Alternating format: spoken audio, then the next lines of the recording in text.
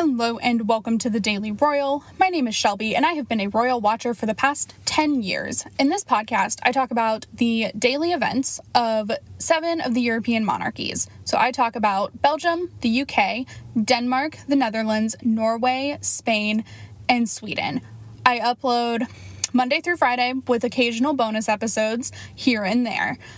Today we are talking about all of the events from Tuesday, November 9th of 2021. You guys, it's state visit week. Oh my gosh, I can't believe it. It's finally here.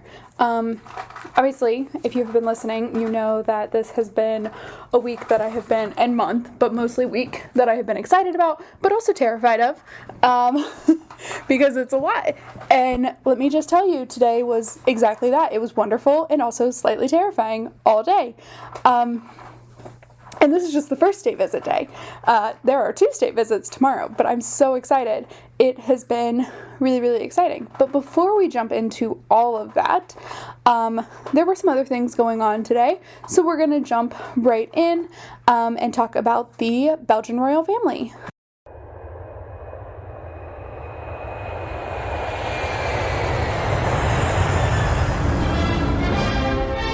Belgium. In Belgium, there were a couple of different events today. So the first thing, King Philippe held a meeting with the Secretary General of the Organization for International Cooperation and Development, I think. Let me confirm that that is the name of it. I'm also really sorry if you can hear my dog eating in the background. Usually I feed her in a much more quiet way, but she is like super hungry today, so we are feeding her loudly. I apologize. She's just not cooperating with the quiet method of feeding. No big deal. It's like a throwback to how loud it used to be, although now she doesn't eat out of metal, so it's a little less quiet, or a little less loud. But okay, so it is the Organization for Economic Cooperation and Development, who is on an official visit, mostly for the European Union, which is housed in Brussels, but also to meet with various dignitaries who are in Belgium, including the King. He also met with the Prime Minister, as well as a bunch of EU leaders, obviously. So that is King Philippe's event of the day. And then also today, Queen Mathilde visited 2 exhibitions housed at the library at the University of Leuven, which are being set up for their Big Bang Festival in Belgium. But the exhibits are called Imagine the Universe and Beyond the Time. And so the Big Bang Festival is dedicated to the Big Bang Theory, and the person who is like considered the father of Big Bang Theory, Georges Lemaitre, who was a Belgian professor, who is, I guess, in the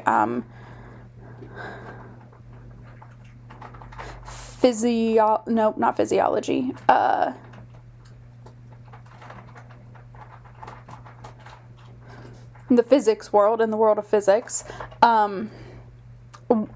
considered the father, again, like the founder, basically, of the Big Bang Theory, which is a theory of how we all exist. So that is what was going on today in Belgium. Obviously, really great to see Queen Mathilde after, their week off last week. And yeah, it was just really awesome. But again, they have quite a few events going on this week. Most of them are pretty low key. But we've got a little something, I think, every day from them, pretty much from here until the weekend, until Friday. So that is what was going on today. So now let's go ahead and move over to the British royal family.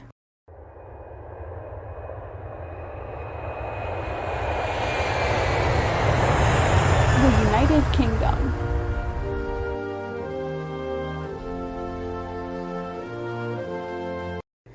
In the UK, there were a few events going on today. So the Prince of Wales took on a day worth of engagements to Tyne and Wear, which is a region in the northeast of England, where he, again, visited. So this was like a day full of events. So he visited various businesses and organizations, but he started at the Newcastle Central Station for trains. I think he rode like the Royal train up to the area. So he was able to meet and thank employees, mostly for keeping things running over the past, over year and a half of the pandemic, and like keeping things running as smoothly as possible.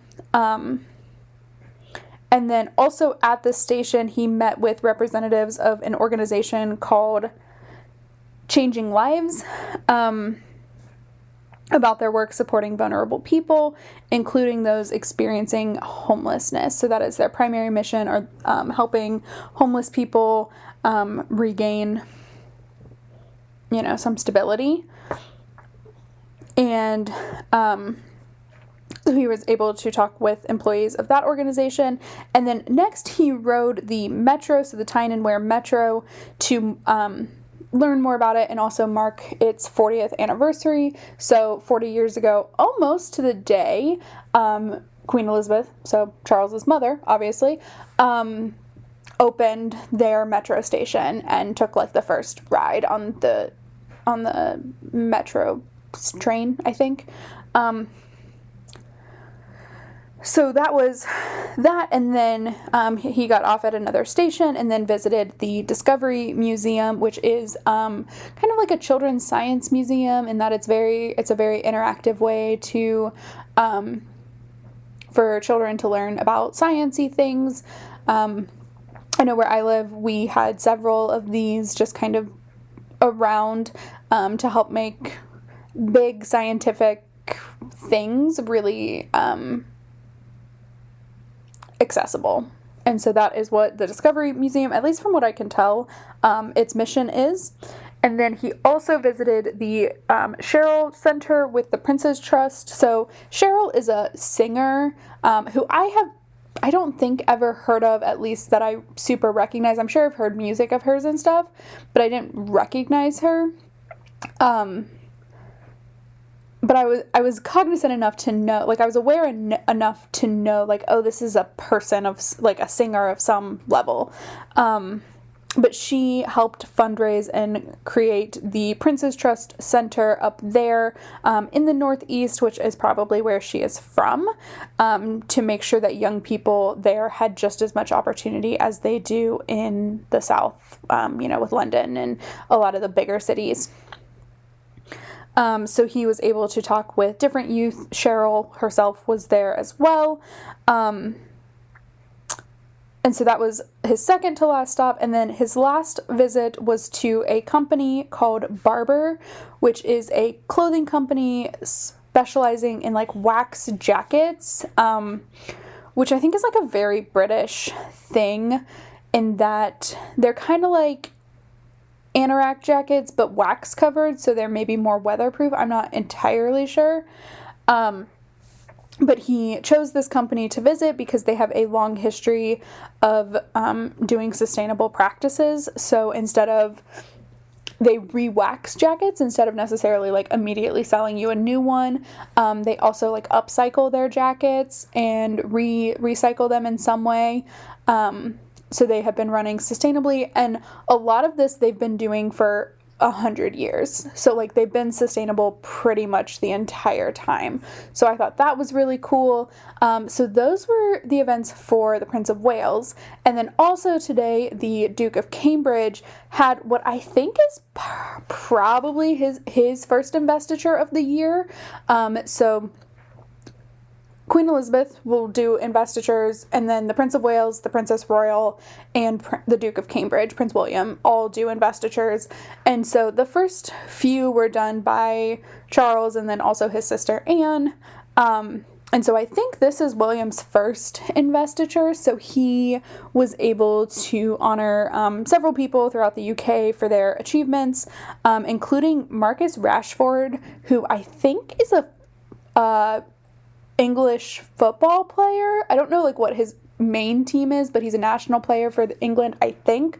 But he has done a lot of work in the charity sector in terms of food disparity and food inequality for low income people, specifically like a very racially food difference. But he has made sure that people have gone hungry. He ran this huge initiative during the pandemic to make sure kids were still able to get lunches during the day, because, that is a meal. And there were businesses here in the States too that did this a lot as well. But they were businesses. They weren't like charitable initiatives necessarily. But like, this is a huge cost saving. Parents can sometimes provide dinner and they can't always provide breakfast and lunch. Those are provided in schools a lot of the time. And so Marcus Rashford created this initiative that made sure that kids didn't go hungry in the middle of the day during the beginnings of the pandemic, when like schools just shut down and there wasn't a whole lot of plans in place because it was a global emergency pandemic situation. No one knew how long it was going to last, and so he kept it going throughout the entire school closure and then beyond, to make sure that kids aren't going hungry. So that was really cool. And then there were some other, so there was a rugby player, I think, who was also honored with a CBE, I think, as well. So lots of different things going on there. So that is what was going on in the British royal family. So now we are going to go ahead and move over to the Danish royal family.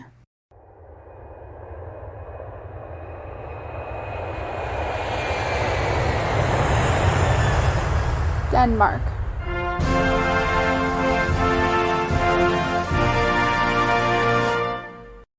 There were some events in Denmark today, which I was kind of surprised by. I just really thought today would be quiet as well. I mean, I knew there were events scheduled a few days ago, but I was shocked by that, because I just didn't expect there to be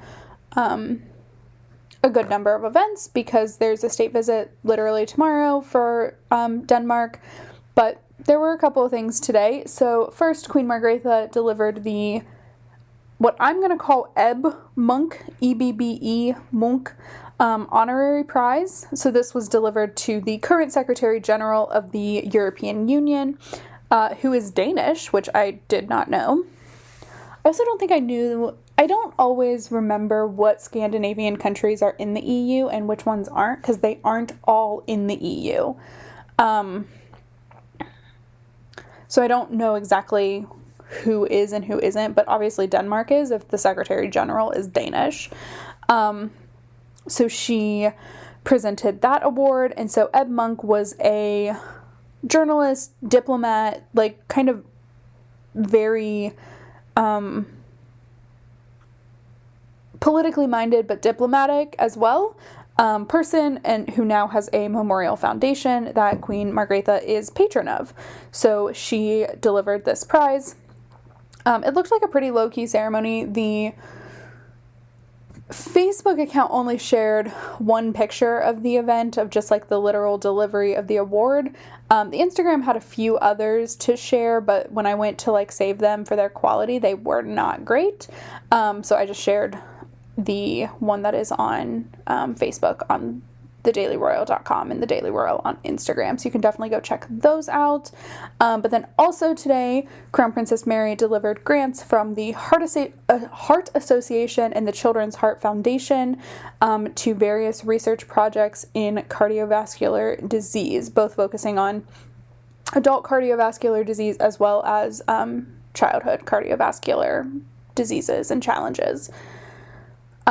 So she, I think, is patron for maybe just the Heart Association or maybe both. But so she was responsible for delivering these awards. She gave a speech focusing on the importance of this continued ongoing research. And so that was the day for Denmark. Obviously, tomorrow we're going to talk a lot more about Denmark as they start their state visit to Germany. So that will be, at least for the first 2 days, it's Queen Margrethe and Crown Prince Frederik. And then Queen Margrethe finishes out the last 2 days on her own while Frederik heads back to Denmark. So that is what was going on today in Denmark. So now let's go ahead and talk about the Dutch royal family and Norwegian royal family.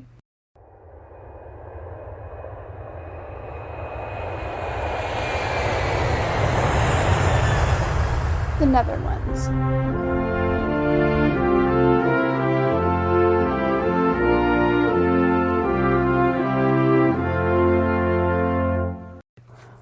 In all my thinking about this state visit and all the preparations I've done, I forgot to figure out how to intro these. So on the spot, literally just now, I just made the decision that what I'm going to do for any time a monarchy is visiting a monarchy on a state visit such as this. We also have one later in the year or later in the month as well. I want to put the visiting country's national anthem. I don't know why. It just makes the most sense. Also, like in this case and in the Spain-Sweden one, they're just the one that comes first alphabetically.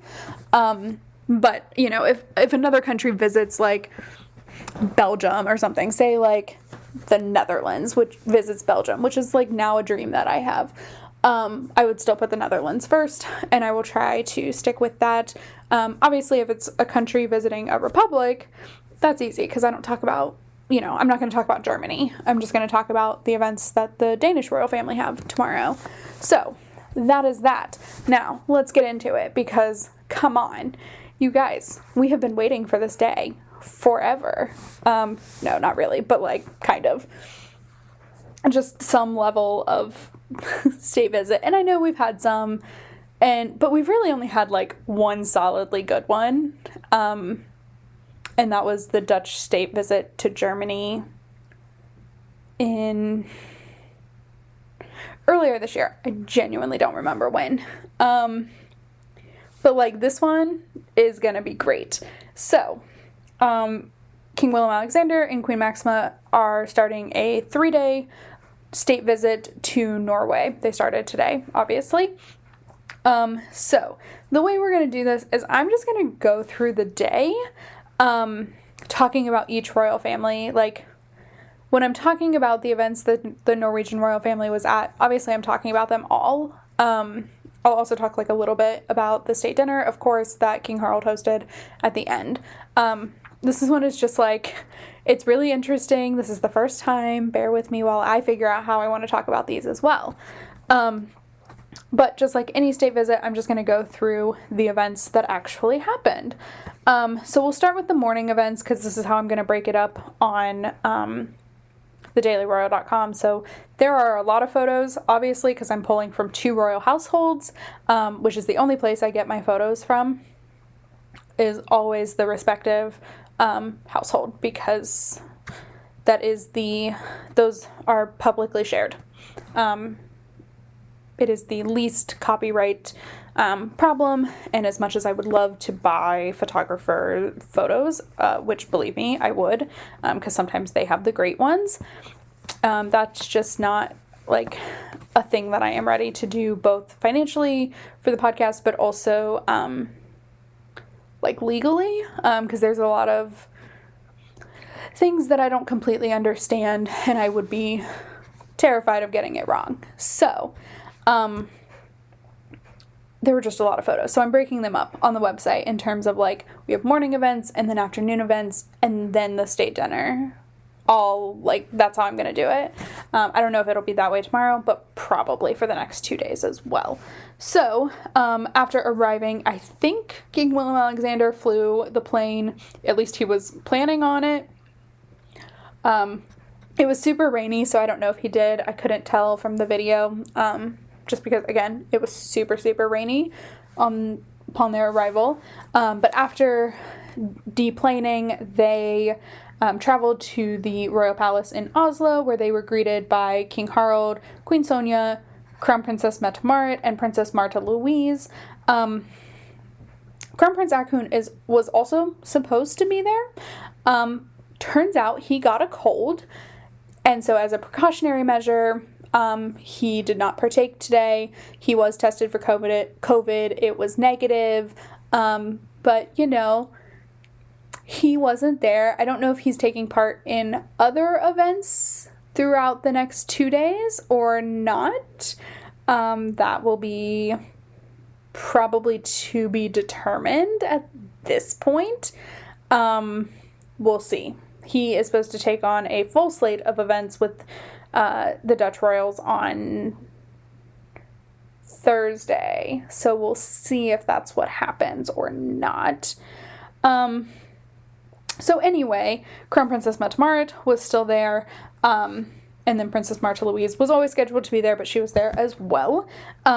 So they did the official welcome ceremony, which is, there's like a parade of troops, King Willem-Alexander. Sometimes the receiving head of state will also do this, but King Harold has a harder time walking, so King Willem-Alexander reviewed the guard, which is pretty standard as well.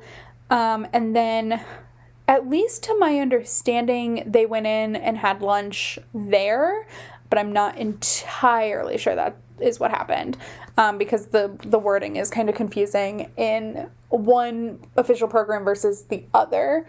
So they had lunch all together. They did the transfer of gifts, which is like a pretty standard state dinner thing or state visit thing. You don't always see that part though.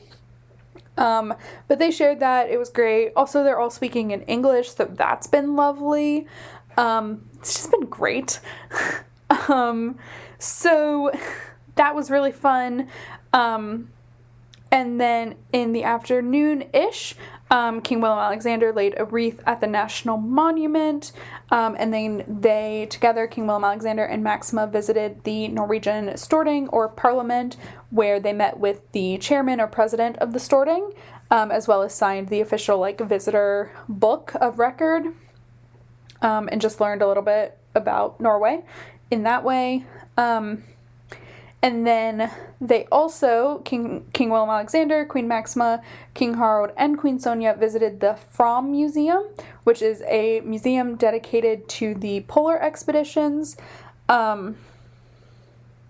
where they were able to speak with students, Dutch students who are studying in Norway, as well as Norwegian young people, about the impact of climate change in the Arctic. So most of Norway, I don't think all of Norway, but most of Norway is in the Arctic Circle, especially towards the north. They also have one of the northernmost islands that's technically under Norwegian control. It's called Svalbard, I think, which is basically right near the North Pole. So there's a lot of Arctic in Norway. And so they spoke about climate change at that event.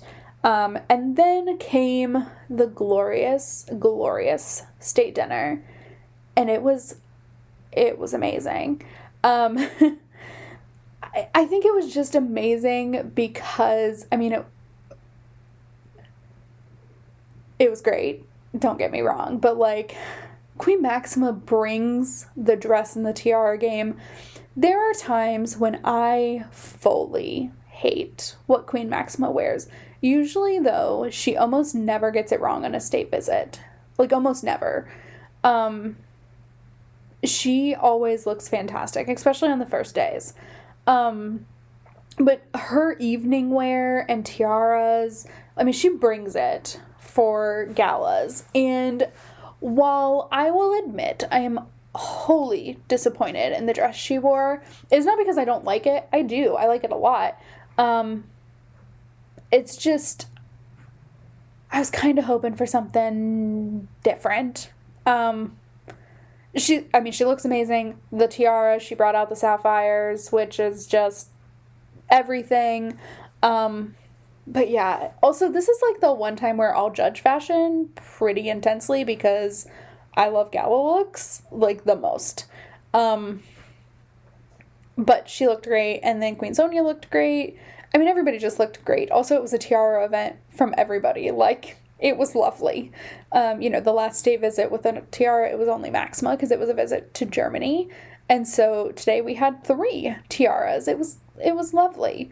That it was just a really great time. So, yeah, it was great. And then at the dinner, each king gave a speech. Amazingly, both in English, which I kind of expected. So, King Harald will typically give his state visit speeches in English, so will Willem Alexander, for that matter, so that everyone in the room can understand them without necessarily reading their translation. Because sometimes there are some ad-libs. Not always, but sometimes. And so that's what happened. They both gave speeches focused on the warm relations between the 2 countries and what they collaborate on, but even more so the relationships between the families. King Harald gave a really great talk about how Willem Alexander, who has been king now for 8 years, which is crazy long time, he has really made, like, being a monarch his own, which is accurate. He's very much developed into the role and made it fit for him, which I think is amazing.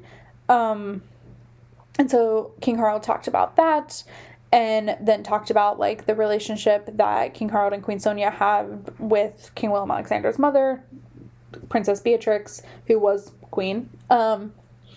And then also the relationship that Willem Alexander and Maxima have with Akun and Mette Marit, and other, like, various family friendships that have just formed just due to the very peculiar nature of their lives.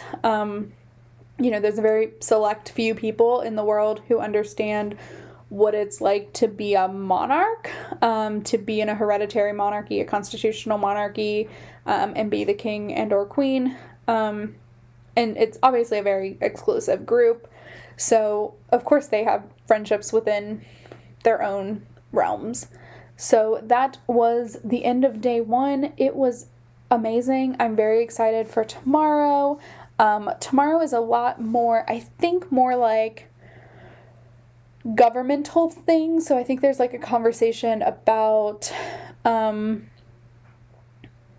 youth possibly tomorrow. Maybe that was the thing today. I don't know. It's all kind of running together. I decided not to, like, memorize the program just so I could have, like, some level of excitement each day, which I definitely have, at least today. So that is what was going on in Norway. That brings us to the end of the episode, obviously in the Netherlands and Norway. But there were no events in Spain and nothing.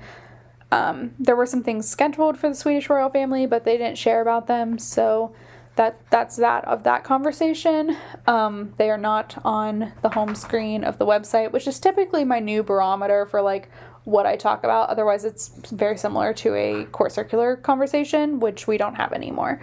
So that is what was going on today in all the European monarchies that had events. And with that, I will talk to you all tomorrow. Have a fantastic Wednesday. Bye.